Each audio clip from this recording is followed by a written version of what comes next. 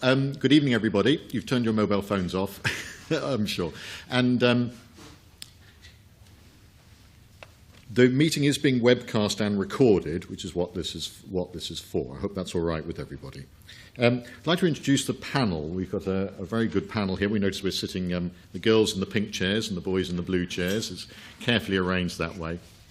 And so on my left is Tracey Brown, who's Managing Director of Sense About Science, which is a UK-based charity which equips the public to make sense of science and evidence. I've done some work with them, producing, for example, leaflets on, was it understanding statistics? Making sense of statistics, yes. Yeah. She's done many things, and she's a trustee of the Centre of the Cell and a trustee of the Responsible Nano Forum and a commissioner for the UK Drugs Policy Commission, which I'm sure we'll hear some more about. She's also chairman of the DCA Herne Hill Junior Football Club. Excellent. And on my right is Professor Angela McLean, who's Professor of Mathematical Biology in the Department of Zoology at the University of Oxford. And her research is in the use of mathematical models to aid our understanding of the evolution and spread of infectious agents. Again, many roles in society. Currently a member of the Science Advisory Council of DEFRA, where she chairs a subgroup considering DEFRA's use of scientific risk appraisal. And on my right is Professor Andy Stirling from the University of Sussex, whose work involves research and postgraduate teaching on the governance of science, technology and innovation. He's currently the Research Director of SPRU, which is the Science Policy Research Unit, and has got many roles at Sussex, including co-directing the Centre on Social, Technological and Environmental Pathways to Sustainability. So, ladies and gentlemen, I think we're very pleased to have such an eminent panel here this evening. And can we welcome them, please?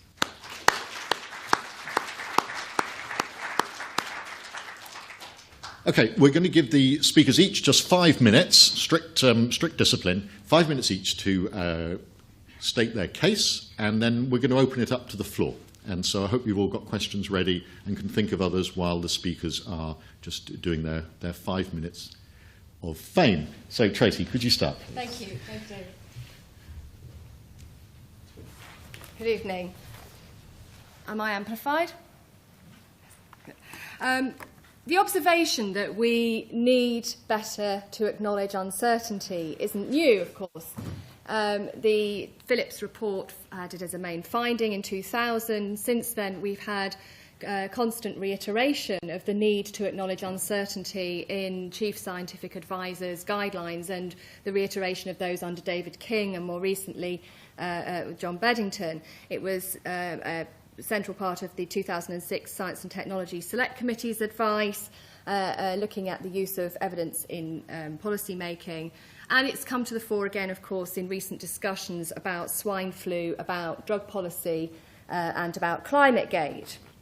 And there's a lot of interest. I think there's no shortage of recognition in the scientific community and, to some extent, in the policy-making community, in the abstract, that uncertainty needs to be better laid out and better understood, that there are already improvements in methods. We have some good developments in probabilistic forecasting and the communication of those methods. And yet there seems at the same time to be a fair bit of selectivity about the uncertainties that we want to acknowledge and the uncertainties that different people emphasise. And what I'm arguing tonight is that if we don't address the reasons why that is, then we're in danger of the call to acknowledge uncertainty becoming an empty mantra.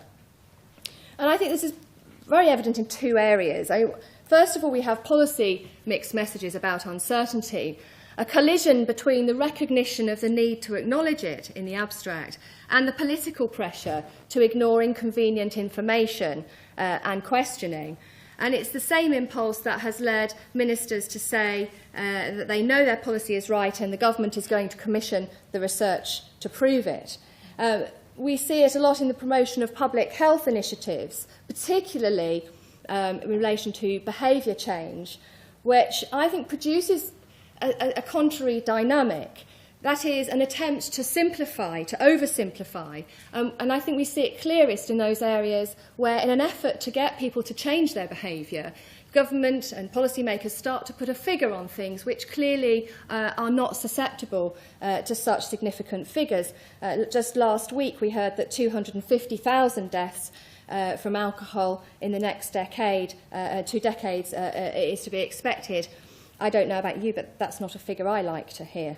But I think the problem we have is that in an attempt to produce behaviour change and produce behaviour which is reflective of a particular policy directive, what we see is the opposite of an acknowledgement of uncertainty.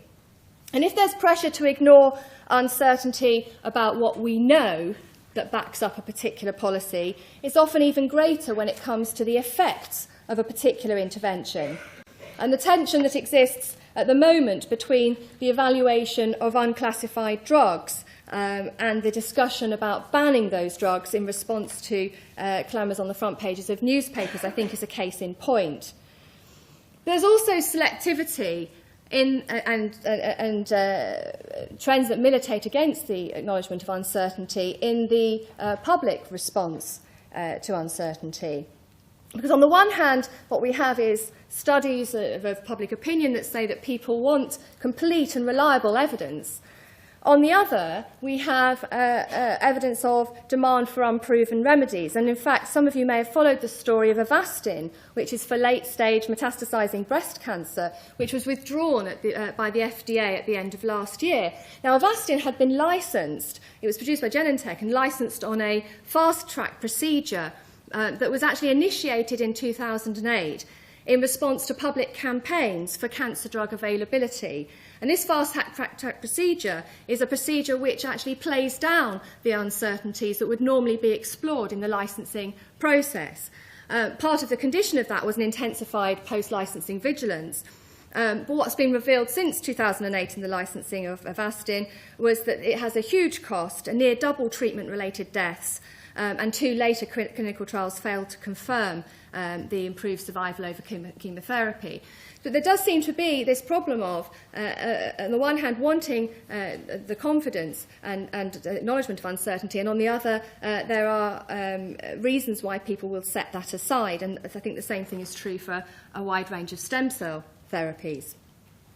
It's also interesting to note that the same autism campaign groups who have emphasised uncertainty about the MMR vaccine have promoted such therapies as mercury chelation, despite the death of a 5-year-old boy in 2005 who travelled to the US for treatment, multiple doses of a drug, Lupron, which was used to chemically castrate sex offenders. By 2009, 8 clinics in the US had set up the provision of Lupron, and Secretin, which is derived from pigs to test pancreatic function, and its benefits in autism are highly uncertain. So any developments in the ways that uncertainty is understood, acknowledged and communicated, I think needs to address these 2 things. First of all, the reality of the political pressure to ignore inconvenient information or ideas. And the answer to that, it seems to me, is scrutiny, that there is actually no magic bullet, and no matter how many times chief scientific guidelines seek to set out the best process for evaluating and communicating evidence, there will always be a political pressure that comes to bear that militates against that. And what we need to see is a pressure that militates in pressure that goes back the other way, if you like, an alternative pressure, so that you as a science advisor, a minister or a civil servant internalise the fact that you will be asked to account for how you reached your view, how you interrogated the evidence, whether you identified the gaps and the consideration that you gave to other viewpoints and interpretations. And I think that is the only guarantee, no matter how sophisticated we become at developing models of uncertainty, that's the only guarantee that they will ever be applied in any useful way. And secondly, finally, I think we must give people a better, more insightful handle on what the uncertainties in evidence are, and define more clearly what is understood and what is actually the process of discovering those things which we don't know. I think very little attention is given to that in the communication of uncertainty. What we tend to get is a sort of reckoning for the public by an expert, and very little attention to actually setting out the chain of reasoning. In particular, I think the challenge with communicating publicly uncertainty is to explain why uncertainty doesn't actually mean that anything could be true. And that is, I think, perhaps the biggest challenge at the moment, and many people working in the area of climate change know that that is, of course, a source of constant frustration. So I just finish with those, I think, as the two challenges that we have to confront, that to raise a sort of note of caution and wariness about the current fashion for nudge. Now, I have to confess that I had thought that nudge was an airport book when I first saw it, to be shelved away along with 10 things that you learn from Harvard Business School. But now apparently it is a political philosophy. And one of the dangers here is that it depends upon psychological messaging. You know, we set out a goal and we psychologically message the population to achieve the behavioural change that we want. So we remove entirely the space that exists for that reasoning, that chain of reasoning to be communicated about what the evidence is on which a particular conclusion is being drawn, and really take it away from any kind of democratic or debate or scrutiny at all. And I think that ultimately, if we're going to continue to move down that direction in policy making, we will actually, at the same time as talking about how to acknowledge uncertainty, be destroying our ability to build a public discussion of uncertainty. Thank you very much indeed.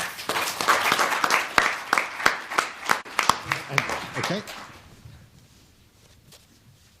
So now it's Professor Angela McLean's time.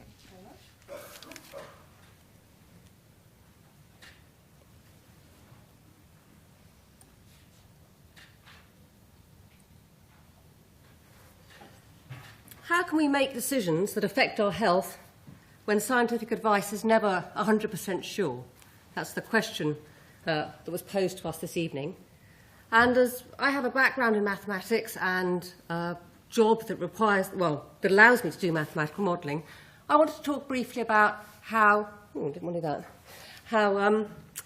I think we should go about using maths as part of the science that we use to make decisions.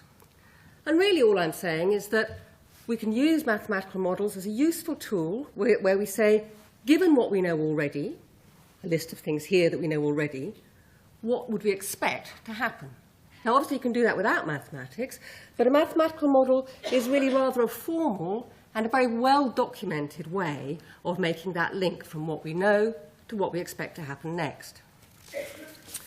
So, for example, if you have a very simple immunising infection, you can tell from how fast it grows initially in a population where you would expect it to stop spreading in the population, so that the total number of cases ever would plateau. And things that initially grow rather slowly would tend to plateau quite low, and things that grow faster would tend to plateau quite high. And for a given set of assumptions, you can write down a completely straightforward algebraic relationship between what you observe to start with and where you expect things to end up. And, of course, what very often happens is that things grow very quickly initially and then plateau much lower than you thought they would. And you could say this is an absolute disaster of prediction, but I would say that this is actually a really useful piece of science, because by making the prediction, let's suppose you made this prediction here, you find out for certain sure there was something wrong with what you thought was going on. So, for example, maybe what happened in this example was that lots and lots of people who were doing some very high-risk behaviour got infected early on, and later on there aren't so many very high-risk individuals. Or maybe if this is a very long time scale, everybody changed their behaviour in the face of whatever the risk was posed by this particular infection. Or, as happened with swine flu, it turns out that for every case you see, there are something like 18 or 19 people who are becoming infected, and you just don't see them. So these discrepancies are enormously revealing in terms of advancing your science. So I like to quote this guy, who basically says, if you fail, try again, fail better. But I think it's only if you make, well, when you make these rather specific predictions into the future, you are absolutely nailed to the mast and see your failures. And you can see how big they are, and that gives you some idea of trying to work out, well, of what I thought was going on before, which of those assumptions is incorrect. And I think in the process of failing better, you iteratively improve your understanding of whatever the underlying system is. So as a more specific example, let's imagine you wanted to make decisions about controlling malaria. Now, the control of malaria through drugs has been a pretty sad story. Chloroquine, here noticed by the CQ, was introduced in the 1940s, and by the 1950s, chloroquine resistance was widespread. And for more than 70 years now, we've basically been in a pharmacological arms race with malaria. We introduced new drugs, and within a few decades, drug resistance has arisen and is widespread. What we already know about the interactions between mosquitoes, people, malaria parasites, and these drugs can all be captured in a carefully written down mathematical model, which are no more and no less than a formal and properly documented statement that says, given the following things that we think we know already, here is what we expect to happen next. And I've already sketched out how this allows you to know when you ought to feel surprised by an outcome. But there are other benefits too. One of the things that you get straight off when you write down these formal descriptions of what you think is going on are really very precise shopping lists of what I really wish I knew. So things like, for example, how fast are malaria parasites going to develop resistance to this drug? Or, I mean, well, you'd really be interested down here, given that this is where we are now. You can compare different interventions. You can even make ballpark estimates of how hard you're going to have to intervene to achieve any specified goal. Sometimes there's a different kind of a gain, and that's when you find out that you're dealing with a system that is just inherently unpredictable.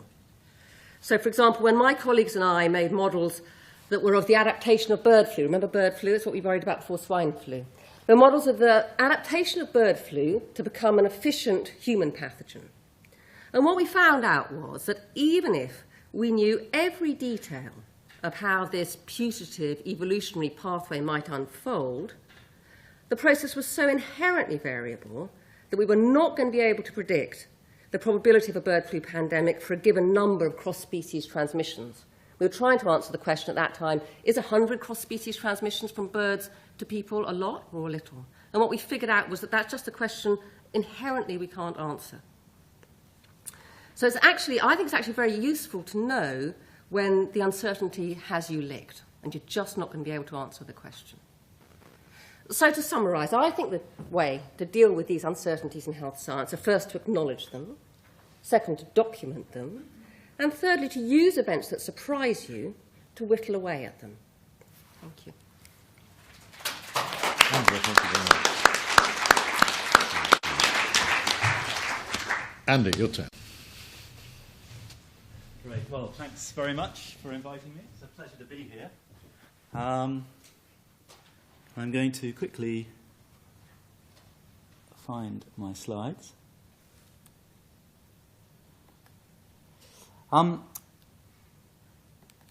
My starting point is going to be to pick up a couple of threads that Tracey and Angela have really emphasised very nicely. And I'm assuming that it's quite useful for people to, at a meeting like this, pick out some of the points of disagreement that exist out there in the debate about scientific uncertainty and how we might handle it. So I'm going to do that, even though actually what's been said by Tracey and Angela said much more clearly than I could, a number of very sensible, important things. What I'm going to pick at is the way we tend to move from thinking about uncertainty to thinking about risk. Now, we're encouraged to do this by the title of this session, which is, what do we do when we're not 100% sure? Already, the notion of quantifying it with some particular discrete number is already there in the framing of the meeting. And Tracey, amongst many very important things she said, also talked about probabilistic approaches, sophisticated probabilistic approaches to uncertainty. And Angela spoke, again, very compellingly about the value of making discrete predictions, of actually putting yourself on the line and saying, this is what we predict, even though we know that the world's going to be surprising. Now, those are very important things I don't want to criticize in general, but I'm going to pick up an implication, particularly important when we think about uncertainty, because that kind of notion of dealing in those kinds of quantitative ways with uncertainty are based on the idea that there are two basic dimensions to what we face here. There are the things that might happen, and there are the likelihoods with which we expect them to happen. And where we are able to do those things, to put discrete numbers, to deal in probabilities, which are incredibly powerful tools, to optimize using modelling, we are in the domain of risk. But where we face uncertainty, in the strict sense in which it's been used now for nearly a century, we are by definition not able to put those numbers on it. It's much more where Angela left off, about the kind of exposure to surprise. So familiar pathogens, salmonella, routine flu, is of a kind that we can be pretty confident that next year we're going to face the basic same kinds of conditions and expectations with previous years. But when with conditions like low dose toxicity in chemicals, we're in a different situation. We know we have certain kinds of health effects we might face, but there's a degree of novelty, there's a degree of uncertainty in the strict sense, and this has been a repeated feature of health debates over chemicals like PCBs, antimicrobials. There's a thing called diethylstilbestrol, which all these chemicals were explored in a report I was part of a number of years ago. There's any number of these kinds of issues where we're simply not able to quantify the likelihoods. But there's a more serious aspect of uncertainty, which is where we have disagreements about how we define the things that might happen. So definitions of what constitutes health or harm. Now, the MMR debate's been mentioned. Part of the story there wasn't about misunderstandings of what are now acknowledged to be definitively correct scientific interpretations. They were differences between understandings of the issue expressed in aggregate across all people and understandings that any individual child might not actually represent that aggregate picture. What's rational for the aggregate isn't necessarily rational for the individual. This isn't a defense of the anti-MMR movement, but it's a sign that the interpretation that it was about rationality versus irrationality is open. Likewise with GMOs, what we count as harm or safety or risk differs between different constituencies. And then there's a prospect of surprise. Novel agents, nanotechnology is mentioned in the blurb for this, BSE, endocrine disrupting chemicals. These were not cases where we had quantified the prospect of harm and then found ourselves to be out. We were completely surprised by the very mechanism, the very possibility of that kind of harm. Where we don't know what we don't know, we face surprise. Now, the routine measures of risk assessment, probabilities are incapable of dealing with these kinds of problems. Now, the reason this is important is because politics doesn't begin when we get the evidence and then we decide, which is a very difficult thing, how to act on it. We could be forgiven for thinking that was where politics first comes in. We got the evidence, how do we act on it? It's uncertain. Politics occurs in the process of producing evidence, and there are a series of very powerful pressures, which I'm not criticising, I'm just saying we have to be open-eyed about, which move our attention from ignorance to risk. They're not methods, they're not scientific methods, they're institutions. The fact that we talk so often of evidence-based policy as meaning don't go beyond the evidence. Now, that's a very wise thing to do in many respects, but it can lead you to be blind to novelty, to surprise. Likewise, liability law, institutional definitions of harm, that this agency deals with this type of harm, that agency deals with that type, can make us forget certain kinds of surprise because they're not our job. Ambiguity, when we have committees where you only get awarded an OBE if you deliver consensus on a regular basis, or where you have economic techniques or analytical techniques which aggregate different results, then you move away from ambiguity into that top left corner. And likewise, insurance, the private sector, subject to liability law, subject to insurance, is up in that risk box. Not because the only things they ever experience actually are risks, but because the institutions around them compel them, in fact often give them a legal responsibility to treat them as risk. So the point I'm trying to make is, there are situations in which these kinds of risk assessment tools, these quantification tools are powerful, but we overuse them. We it's like the hammer and the nail problem. We hit every risk problem as if it's a risk nail. And there are tools, which I can't go into now, which open things up, which acknowledge, as Angela left off on, the loose ends, the inconvenient parts, which the evidence itself is concealing. There's plenty of techniques we can use. And to summarise these, it's about being more humble about where science can take us, where evidence can take us, regarding social questioning as a legitimate form of scepticism that can be as rigorous as scientific scepticism, because science is, after all, comprised of institutions, takes place in institutions. So it means being more open-eyed about precaution and participation, not as romantic political correctness, that somehow we've got to deal with this in the real political world, but as ways of being rigorous about some of the blinkers that can apply even in science for all its expertise. I'm not being romantic about participation, but I'm saying that when we have decisions about which involve different value judgment, different interests in science itself, then it makes sense to be rigorous about bringing these other perspectives to bear. Looking at different options.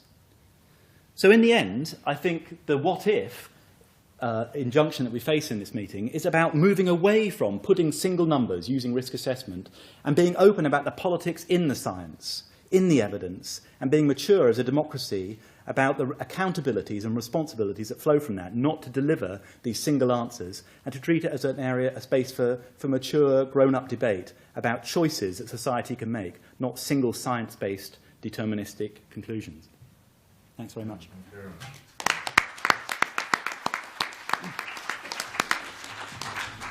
Fine. Just to summarise, so I can't summarise that too briefly, but basically we've heard about how, from Angela, about how sometimes there's situations we just don't know, where we just don't know, from Andy about situations where there's deep disagreements about the whole structure of the problem, but both from Andy and Tracey about how this discussion can be closed down by political pressures. Now, okay, so now I'm going to open this up to take questions. I'll take perhaps a series of questions on related themes. So let me start now.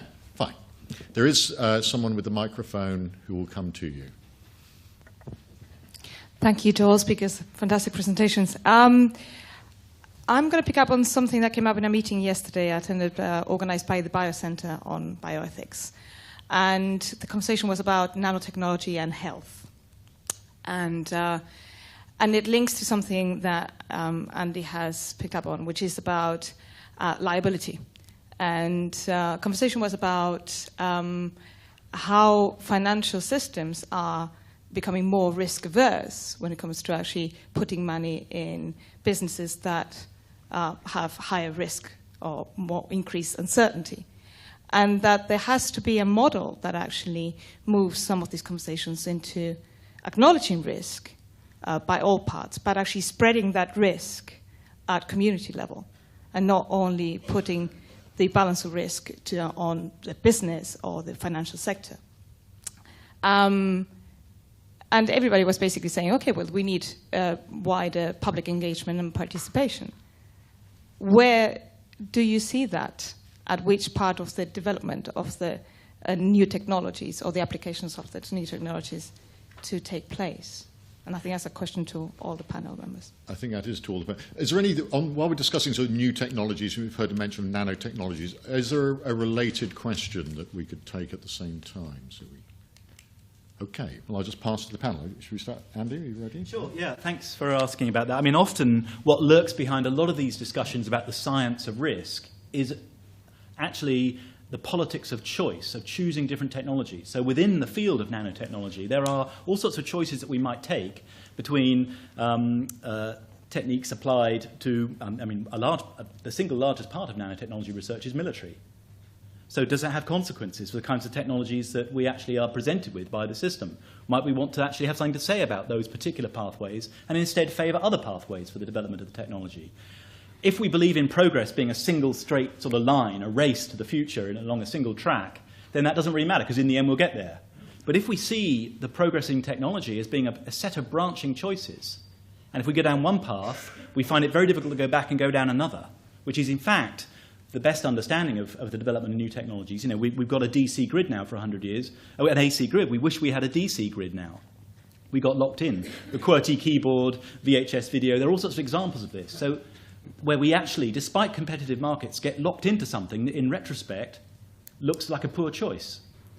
Now, when we face those kinds of stakes in an area like nanotechnology, which you bring up, we should get out of the risk, talking about what is the risk of this particular pathway, and instead look at a whole series of different pathways and talk about the technology in an explicitly political way, that actually society may want to have a say in which paths are employed for this technology and which not. And it's not a matter solely for the scientists concerned to determine, although their views are absolutely crucial, but for society as a whole to have a say in. And that's the rationale for participation, which stops it looking like a kind of romantic inefficiency, a risk aversion, if you like. Instead, it becomes just another part of what a democratic society should do. Angela? Well, my interpretation of when you were talking about risk from the point of view of the financial backers, you're nodding, is that what you meant? It seems to... No? No, it's about where do you... There are different players in this. I mean, and there was somebody from Lloyd's at the meeting that was basically saying part of the problem is that a lot of the risk, and in terms of financial risk, is actually put on the financial sector. But the financial sector is only our money. Yeah, well, exactly. That's part, and that's why I asked the question about public engagement and participation. Right. I see. Okay. Well, I suppose I don't want to spend all of my life worrying about how my money is invested. I find that boring. I'm very happy to shove it in a pension fund and have them deal with it. I'm much more interested in the discussion Andy would like to have opened up. After all, the whole point of insurance is to collectivise risk, is to share risk together. So it seems to me that side of it is quite well dealt with. And yes, a wider debate about which risks, basically which of the upsides of nanotechnology are we prepared to take risks to develop would be very welcome. Can I just? I think this really raises the nub of the issue. In terms of what Andy's proposing, which is we could actually open up so many different areas of discussion for lengthy deliberation. I mean, you could turn everything that we do actually into choices. Effectively, they are choices because even the aggregate of our behaviour has a particular outcome, and therefore we could present that back to ourselves and make it a choice. So presumably in your mind, Andy, you have...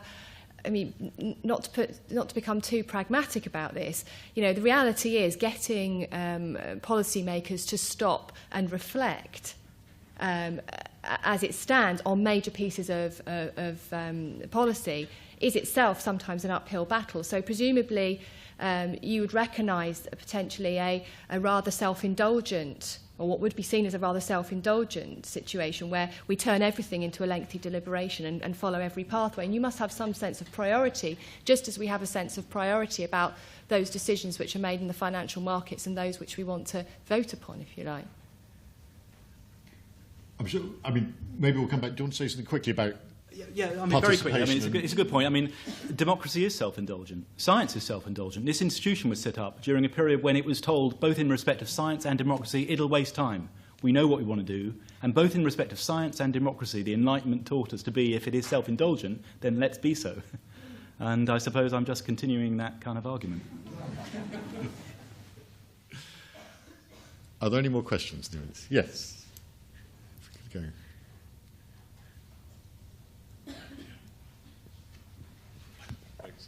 Andy was talking about getting locked in, and I think that is a problem with lots of mathematical models.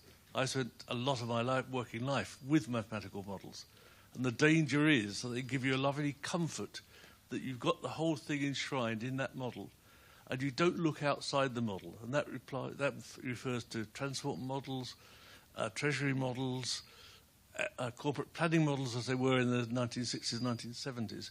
They don't encourage you to look outside. Not even for the unknowns, or the only sensible thing that Donald Rumsfeld ever said, he wasn't the first, the unknown unknowns. What we should be encouraging about risk and uncertainty is to be looking outside the known, outside the known unknowns, and looking for everything else that may affect us, where the weaknesses may be.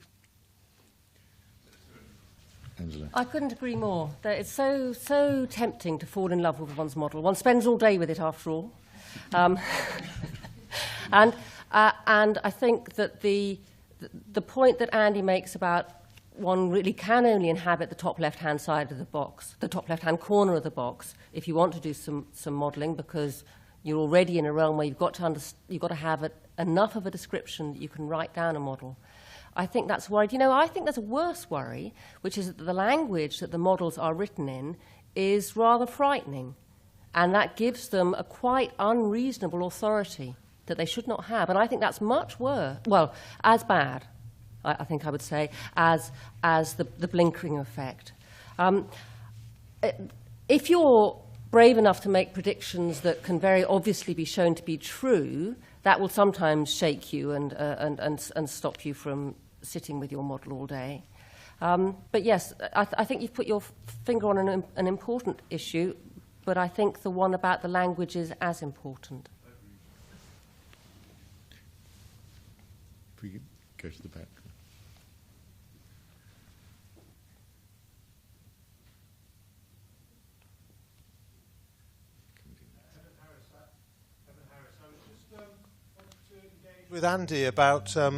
Wanted to engage with Andy about something he said. Two things really. Firstly, he talked about a narrow evidence-based policy approach, and I hadn't understood. So it's the first time I've thought that this was what was understood by this. I never thought that evidence-based policy meant not going beyond the evidence in a policy. I thought it meant that where you claim a policy is evidence-based, or it should be evidence-based, I don't know, nuclear safety, vaccination, that sort of thing, where it's obviously good, you ought not to go against the evidence unless you say you're doing that. I don't think anyone would argue that if the evidence suggests two ways to go, then you can choose one on economic or ideological grounds. So I would be interested to know what your concern is if you think there's been an over-fetishizing of evidence-based policy, because I think we need more of it, not less of it, even if it's not a perfect summary. And the second thing was your suggestion that that social skepticism is as valuable as scientific skepticism. Mm-hmm. I mean, it sounds comfortable, but what does that mean? If that means that a yuck reaction to something like, I don't know, the new policy concept of taking an organ out of a dead body and putting it into someone else's body to, for therapeutic purposes, that has as much value as the evidence of benefit, and that they ought to be weighed equally, then I'm not sure that shouldn't be challenged. That the scientific method does add something significant, a great deal, to rational argument. Doesn't mean that you discount everything that isn't based on that, but I think there is a difference. And finally, I didn't understand why you considered that in MMR at least, that there was some unknown harm we might not know about. I mean, the point about MMR, certainly towards the end of the scare, well, more recently, is that it's been so heavily researched that one can be pretty confident that any potential harms, not just the alleged harms in the fraud of autism and bowel disease, have been identified, and therefore we can be a bit more confident about reassuring the public on that. Sure. Well, there's a rather juicy set of issues there. On the last one, I think you just simply misunderstood me, and I'm sure it's due to my own condensed or miscommunication, that MMR was not an instance of there being some lurking, an example of there being a lurking harm of which we're ignorant. It's about ambiguity about what constitutes harm. But I want to pick up your other points because they're more crucial. Evidence-based policy, yes. I mean, of course, I don't want to be dismissive of it. It's a very important development. It was against policy-based evidence, which we've heard spoken about here, which is a much worse predicament where you just simply generate evidence to back the policy, and it's instilling a useful discipline against that. But if it gets treated as the source of singular, definitive, uniquely reasonable decisions, then it becomes part of the problem. Because in the fields we're speaking of, it is virtually never the case that the evidence speaks with one voice. Now, an intelligent use of evidence-based policy simply takes that into account and says the uncertainties are part of the evidence, and we should explore what are the conditions under which we might conclude X and what are the conditions under which we might conclude Y from the same evidence, and not invoke evidence as if it determines a particular decision. But it is rather rare for evidence-based policy to actually be spoken of in those terms. We hear of science-based decisions in a fashion that implies that something like nuclear power or GMOs can be resolved exclusively on the basis of the scientific evidence, which they cannot. So I think it's the way in which we speak of evidence-based policy. There's certainly many ways in which it's very very beneficial, but we have to get a little bit more discerning. And then on scepticism, absolutely. I mean, scepticism there are many qualities of science. It is, in my view, simplifying a bit, the single most important quality is organised scepticism. Science over hundreds of years has developed institutions and practices that allow systematic scepticism without, ideally, favour to prestige or authority or whatever. These don't work perfectly, but they're better than anything else. Now, there is a tendency, though, to treat science like some kind of cargo cult, in which, what's the benefit of science? Oh, it's a scientist, or if it's got the right kind of coat of arms on it, then it must be somehow authoritative. That's not the case. It is scepticism that delivers that, and science is valuable because it has harnessed the value of scepticism better than other institutions. But if we suddenly see scepticism out in society about science, as a pathology, we're treating science as a mystical cargo cult. And that's irrational. And so we need to value scepticism outside science as well as in. That is the real way of being scientific about these matters, I think. There's a question at the back. Thank you. I think I'm probably asking the same question in a different way, in a more simple way. But I'm interested in how decision makers, policymakers, translate uncertainty.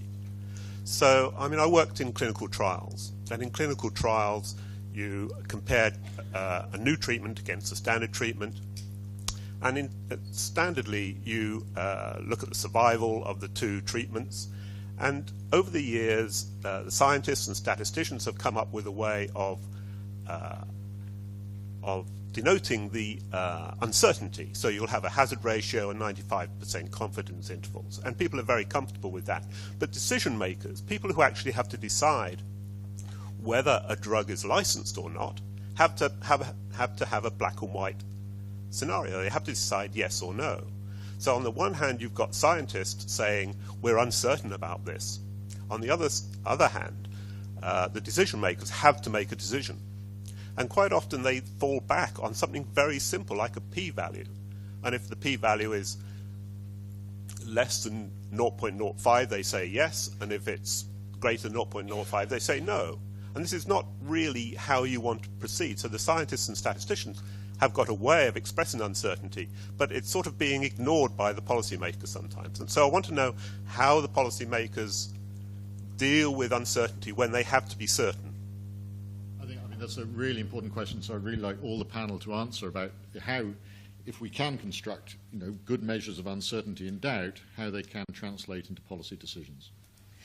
Well, I think actually that is an example which bears out Andy's point more than I would say anything else does, which is one of the problems is the question that we've asked to start with in clinical trials. And we've got time after time, I mean, you just look at, for example, the appalling use of drugs for schizophrenia and the fact that many of the drugs involved in mental health have actually not been properly reviewed. The reason why that is, and we constantly having clinical trial upon clinical trial, which doesn't really ask the right question. And the reason why is because we always start with the existing drugs and then we're looking for marginal improvements against the existing drugs rather than asking whether, in fact, the approach that we're taking to start with is a beneficial one. And I can't recommend enough a fantastic book called Testing Treatments, which tells the story of over a century of that happening, where we forget to step back and ask whether, in fact, the intervention in the first place is an advisable one compared with, say, doing nothing.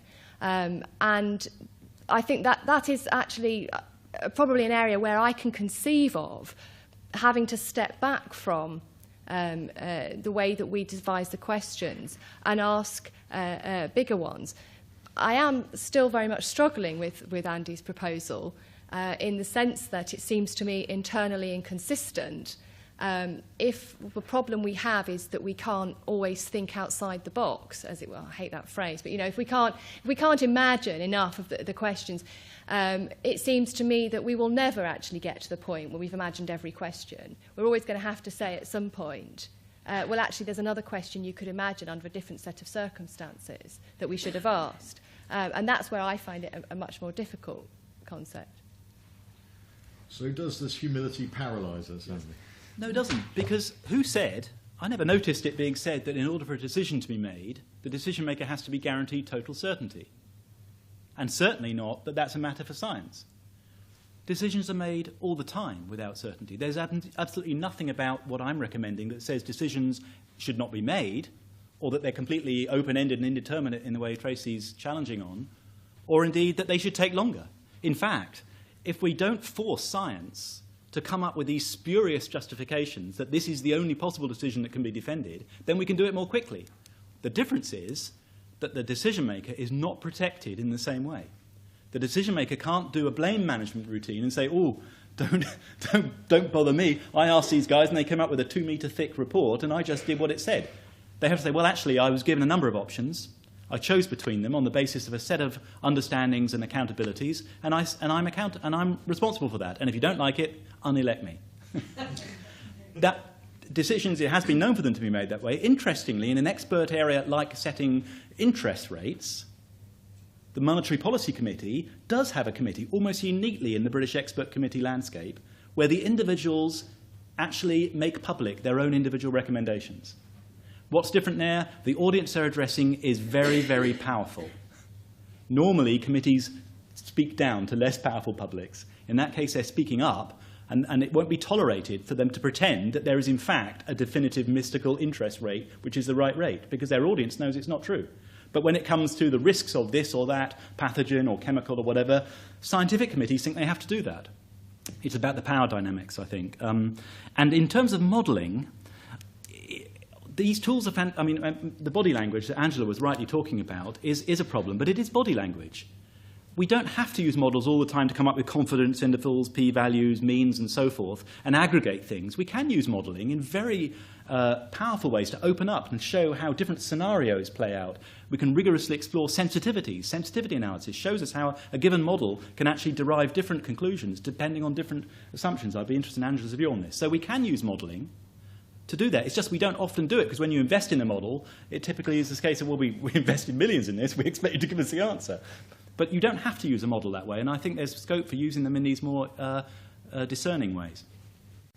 So my only problem with the scenario you describe is that a p-value is such a rubbish way of describing uncertainty, and I agree, perhaps we shouldn't, well, we wouldn't want to start from here. Like Andy, I've got no problem with somebody who's tasked to make a decision, making a decision, even though there is uncertainty. But I wish we had better ways of describing the uncertainties that are there. I think that would be very helpful. And I often feel that it would be better, one of the things that experts could deliver much better than a p-value would be and watch out for the following event. Andy brought up BSE.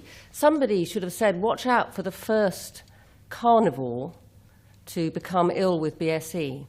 And they didn't. So poor old Cordelia got fed her hamburger after the first cat. The cat in Bristol became ill with TSE. And that was a very clear warning signal that people who worked in the subject would have been able to describe in advance, not with retrospect, in advance. So I think thinking about better summaries of uncertainty is a very good idea. And I can't imagine better quantitative summaries of uncertainty. I'm thinking of narrative techniques, really. In terms of the probabilistic techniques for exploring the uncertainty in your model, they're great so long as you remember what you're doing. So I've seen quite a lot of work where you run the same model a couple of million times because you're really very, very uncertain about the input parameters, and you sort of feel reassured at the end. But actually, you shouldn't be. And I think those techniques are problematic, actually. Those techniques are absolutely fantastic if you have really clear ideas about what the boundaries on the input parameters are. But they're very often used when you've really got no idea, and it's sort of the only thing you can do. And that, I think, has been. I think that's actually rather a bad development.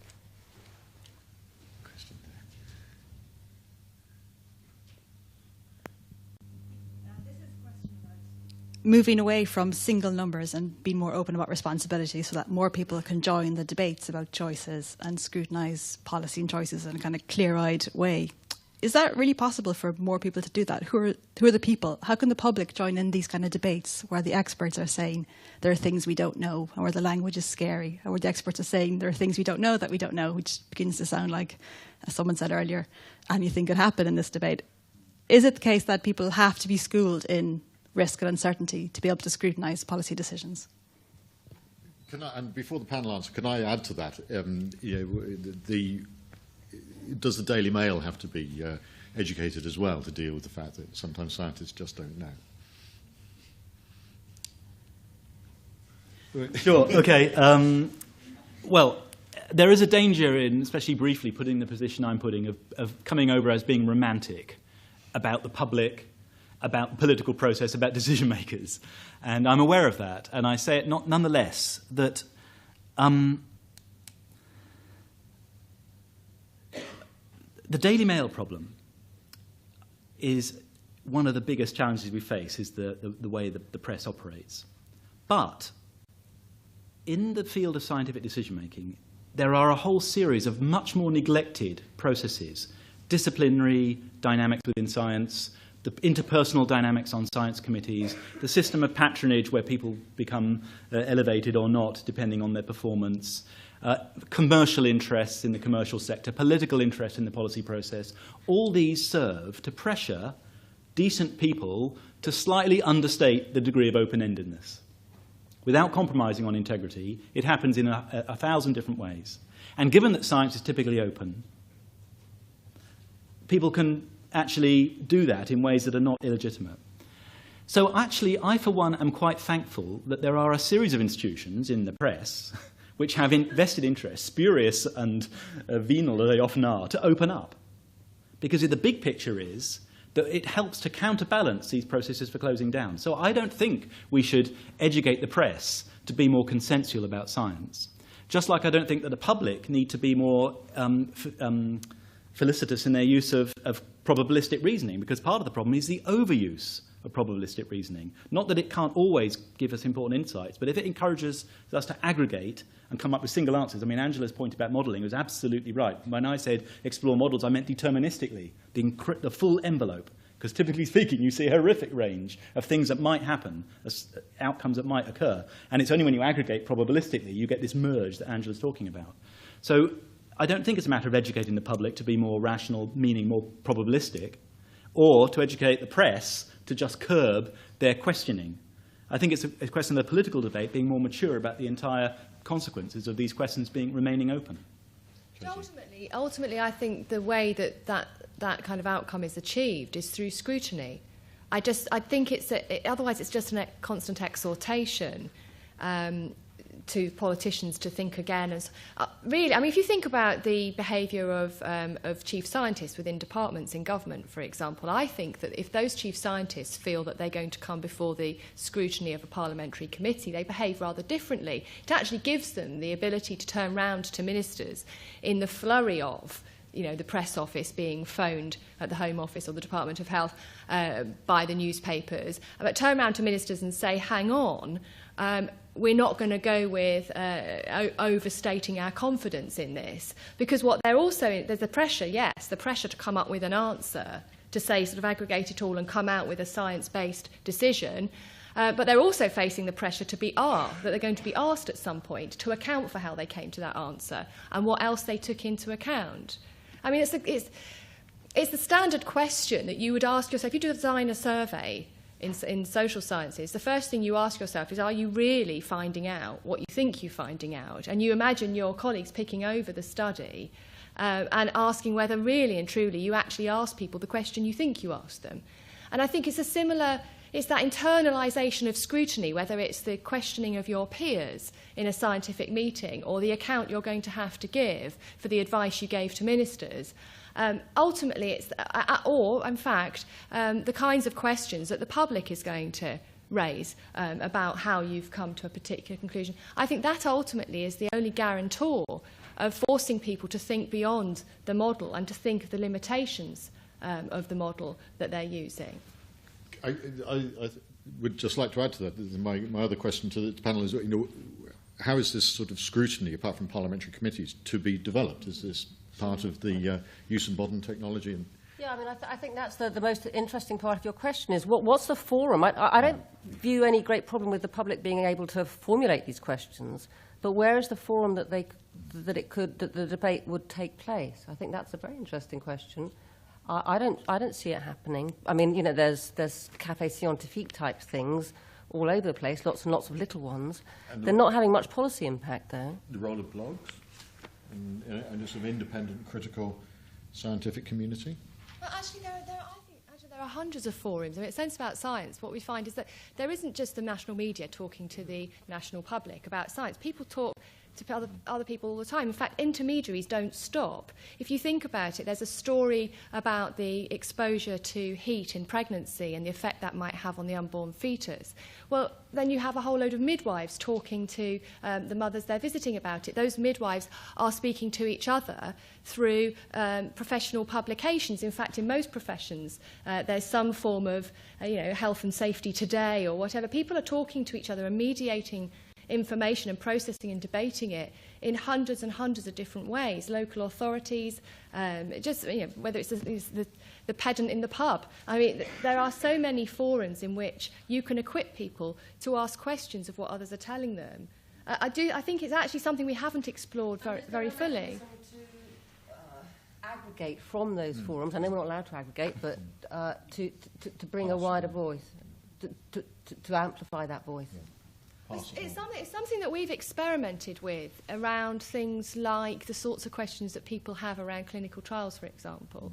We're working with Multiple Sclerosis Society and Parkinson's Disease Association and others, the kinds of questions that they have, which are often very different from the ones, those phony leaflets that you get where your question's answered, and you read the questions and you think, well, that's not a question I've ever thought of, how much do you love the punctuality of the train service? Where in fact, actually, the sorts of questions that people ask are perhaps differently framed. That's certainly true. But we've only experimented with that in where they've been connected to a particular problem, if you like, such as the mis-selling of products and that kind of thing. I agree with Tracey. We are discussing these things, actually. The place where we are least doing it is although you're right, Tracey, about the need for scrutiny and the importance of it, it is in the formal, scrutinising environments where this kind of discussion is least prominent. In pubs, in NGOs, in civil society, people are talking about these choices. I mean, it is why, for instance, we have wind power now rather than nuclear power. If you'd gone by the debates in the 70s and 80s that took place in the UK, you'd think wind wasn't an option. It only became an option because of particular circumstances, to simplify a bit, in Denmark, which generated multinational companies that were able to deliver a technology that was basically excluded by the way these things were discussed in some of the major industrial countries. So people are discussing these things as choices. It's in the main, and the way of aggregating is what we call politics. It's about politics at all its different levels, in all its different forms. That's how we speak of these choices. And it's only when we come across politicians or senior figures in the science advice process talking about pro or anti-science feelings or pro or anti-innovation, as if concern about a particular scientific research application or a particular technology is generically anti-technology or anti-science. That kind of polarizing language is the problem. And if we remove that, which tends to take place right at the top, then we give a space for these discussions about choices, political choices, which are already going on at a more day-to-day level. A quick question.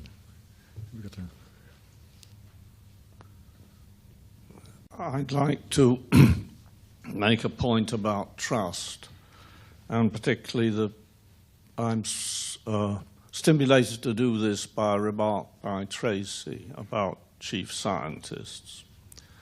I happen to have known all of the government chief scientists personally since Zuckerman. I didn't know him very well because he was slightly old. I've known all the others very well personally. And one has found a change in their role. Until very recently, the chief scientists gave advice, and none of them took part in the ensuing policy decisions. I think it's partly been a personal desire to take part in the policy decisions, But you made the point about the position of the chief scientist. How do you view it? Should it be that the chief scientist, having given his advice, should then take part in trying to formulate a policy, or should he or she, we haven't unfortunately had a lady yet in that role, should he or she step back and say, it is not my job to attempt to put forward a particular policy? That's very, very important at present, both in the area you're discussing now and in other areas. So I'd very much like to know, because it comes back to the question of trust, it seems to me. Actually, your question just tears me in two. And it's another form of the same question, I think, where people say, look, these scientists, they sometimes go on the radio and talk about things that are outside of their area of expertise, and they really should be stopped from doing that. Now, on the one hand, you've got to have a lot of sympathy with that, because effectively what's happening is people are trading on the area of expertise in order to hold forth about something they've just got a particular bee in their bonnet about. On the other, and I do recognise that issue, but on the other hand, I find myself really torn when confronted with the idea of trying to pull people back from any kind of expression of opinion or debate. I just feel that we live in a society where perhaps there's not enough of it, of people actually, expressing what they think should happen, whether about healthcare or about any other area. And I find myself thinking that I can't see that we're going to solve that problem necessarily by holding that back, but perhaps by just giving greater clarity to the capacity in which somebody's speaking at any given time. I think we should know. I mean, you're referring very politely to the discussion of the last two chief scientists who have put their colours on their sleeve and said that they think that these things are, climate change and now food security are policy priorities that they are going to push for. I think I want to know that about those people. I want to know that that's their motivation and that that's what they're pushing for. But I think we need to recognise the difference when they speak in that way as policymakers effectively than when they speak as somebody who is just sharing what they understand to be the evidence. I think we just have to be clear about those things. In his phrase, make sure the uncertainties are part of the evidence. They tend to just want the evidence, don't they, out of those conditions? That's a very good phrase. Yeah. Thanks. Yes, I mean, a part of it, I think, is if science advice in general and the particular interventions of chief scientists specifically took the form of this plural and conditional approach that I'm advocating, whereby they say, well, under these assumptions, the best available evidence delivers this answer, but under those it delivers that answer. And actually, I am not in a position as an expert to adjudicate between these two answers because they depend on assumptions about society, about uncertainties, about values, which I'm not an expert on. But they can still say, as Tracey rightly says, to be honest about it, but actually, as a citizen, I'd make an argument this way and be clear about the distinction. But it tends to get rolled together much more. And with regard to trust, I think one of the principal causes of the erosion of trust in science is it is increasingly seen to be dragooned in support of special interests. And people look and say, how can you be so sure? We know that these big pharmaceutical companies are doing this. We really respect them for coming up with these very valuable technologies that we need, but we also know they've got a vested interest. They would say that, wouldn't they? And they don't see that kind of they would say that, wouldn't they, being reflected as part of the high-level debate. And if that was more done, then it's not just a question of trust, it's trustworthiness. People would see that the process is more trustworthy, and I think there's a lot of concern about trust that could be a little bit more intelligently directed if it was about how can we be more trustworthy, and that's one of the ways. I would love to have a lady chief scientist who spent a lot of her days saying she didn't know. That'd be great. Very good. I think on that note, it's a good time to wind up. So I'd like to finish off by thanking you all very much for coming along. My name's David Spiegelhalter, and I'd like to thank the panel, Tracey Brown from Sense About Science, Angela McLean from Oxford, and Andy Stirling from Sussex. Thank you very much indeed.